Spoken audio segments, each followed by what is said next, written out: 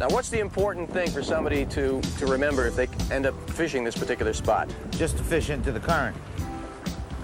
And try and get as much of a vertical drop as you can with your lure.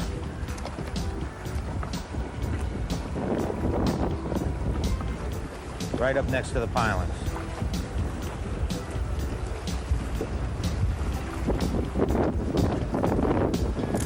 Now, I see a lot of people making the mistake of not fishing into the current. This is a tough current to keep the motor going with, keep the boat steady against. And a lot of fishermen opt out of that. They decide to simply go with the flow. And they don't catch fish. Why don't you come on up here? Well, I will as soon as I retie. I just had somebody steal my worm. Got one. Got one. Whoa. It's a Hudson River bass, and we're gonna catch a bunch as an American Fish Story presents Tidal Water Bassin' on the Hudson. This is Don Kobiela with an invite to join me and my guest, professional guide and fisherman Mike Zasuly, and let's start bassin' the tide. Except for the water birds, which know a good thing when they see it, and like these swans have made a comeback since we cleaned up the river, tidal waters are America's most underutilized and least understood bass fisheries.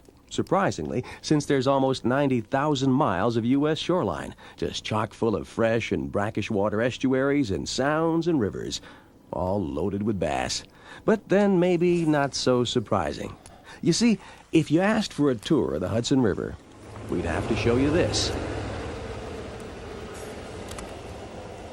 And this.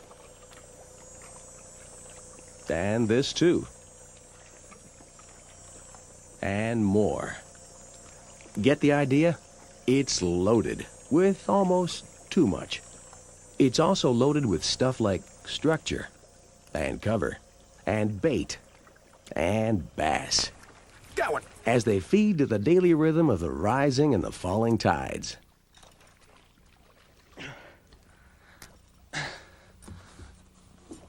Ah! Nice. That's a good one.